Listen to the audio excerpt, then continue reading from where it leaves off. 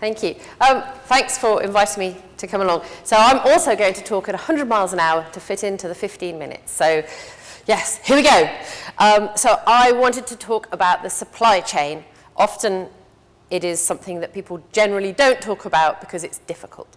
So first of all, a little bit about us. So we were, 6 years ago, we were invited to help write Cyber Essentials. And so everyone else writing Cyber Essentials were from big, big organizations. We're very, very small. At the time, there was only 2 of us in IASME, and we were usually the ones going, what about the person who works from a tablet in Starbucks? And everyone else was like, oh my gosh, you can't do that. So that's how we came into it. We recently, over the summer, won the tender to be the sole Cyber Essentials partner going forward after April. So after April, it will only be IASME delivering Cyber Essentials, and we're gearing up for that at the moment.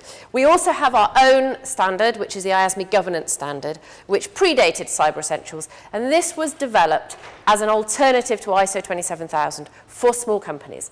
So a lot of small companies actually have got a lot of information assurance in place, but it's just too expensive and too difficult to get the ISO. So IASME Governance was developed for that, and we include the GDPR requirements in that, and Cyber Essentials. So over the last year, so we are, at the moment, until April, we are one of 5 accreditation bodies delivering Cyber Essentials. We have about 43% of the market, and over the last year, we certified 5,700 companies, more than that now, actually. So yes, that's a lot of companies becoming certified, and so that's great stuff. So a little bit about Cyber Essentials for those that don't know.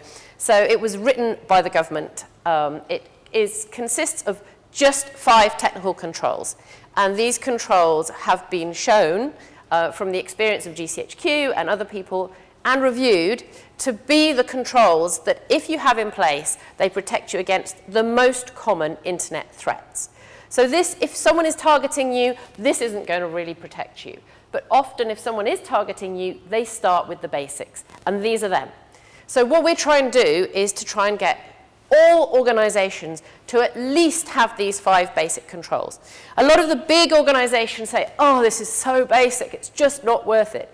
The majority of organizations we work with cannot achieve this. This is too difficult for the majority of organizations out there. And I think when you're talking to cybersecurity professionals and IT people, they forget how low the level is out in the real world. So there's 2 assurance levels. Now, a lot of people get confused between Cyber Essentials and Cyber Essentials Plus, thinking if you've got Cyber Essentials Plus, you've got a higher level of security. That's not the case. The basic technical controls are the same in the whole of Cyber Essentials. It's 2 assurance levels. So at the basic level, the company just answers the questions, no evidence that these answers are correct, but they get a board member to sign at the end to say they're true.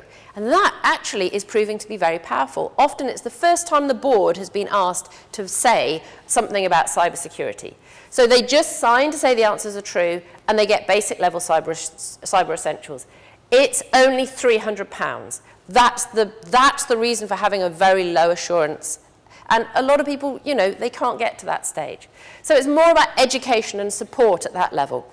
Cyber Essentials Plus is when someone actually visits the organization and does a technical audit. So of course, you know, that's a higher assurance level. If I was a customer, I would want my suppliers to have Cyber Essentials Plus. But of course, the cost of that depends on how long it takes the auditor to be there and do the tests. So it can get more expensive the more complicated or large the organization is. And still, you're only talking about the 5 technical controls. So you have to weigh up about whether it's worth that additional money for that additional assurance. So those are the 2 things. So at the moment, as I say, there are 5 different accreditation bodies. We have about 43% of the market. These are the organizations we license the assessment and certification to. So we don't actually do the assessments ourselves. We're more like an exam body. We license it to all these companies.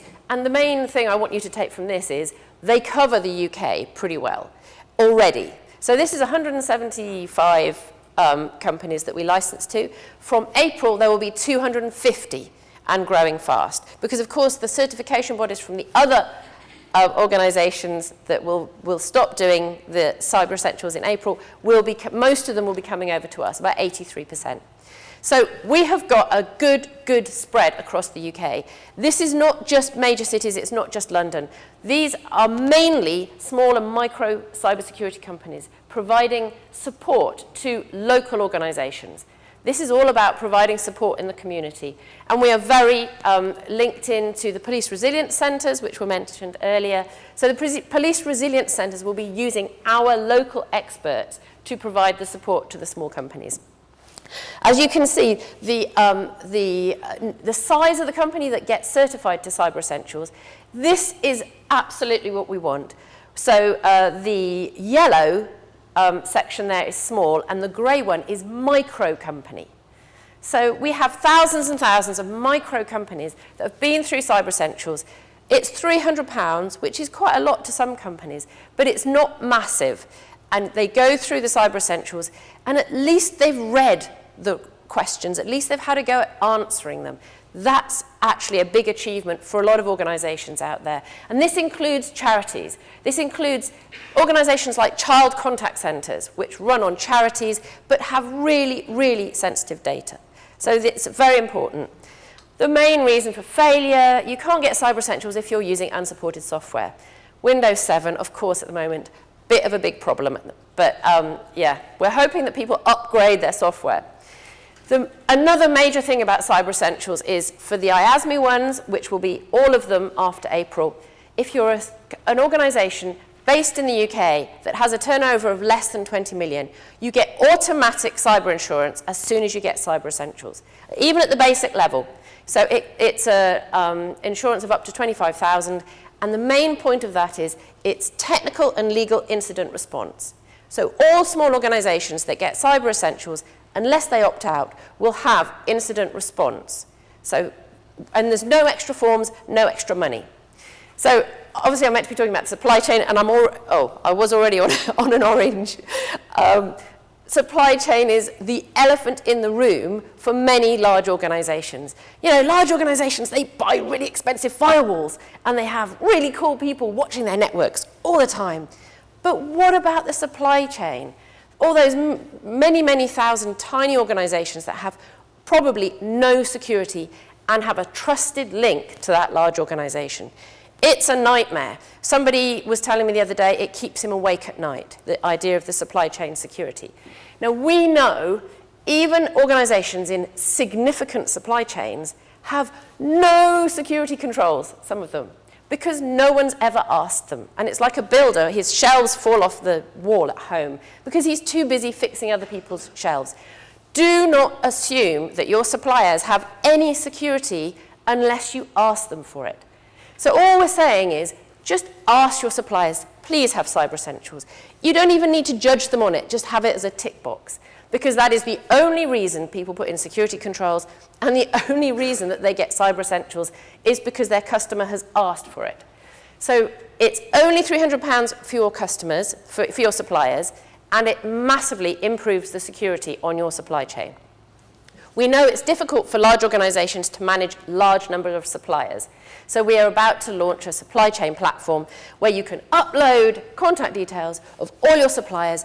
We will automatically tell you if they've got Cyber Essentials, is it out of date, and at a push of a button you can email them all, telling them to get Cyber Essentials, to try and make it easier for you with thousands of suppliers to be able to do that.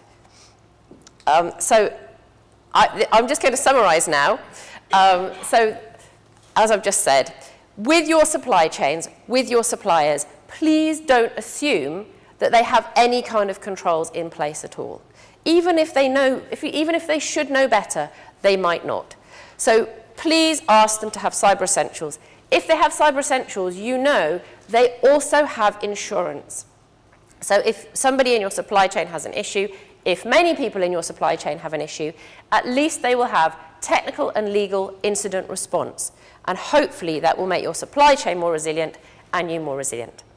And that was it. That was all I was going to say.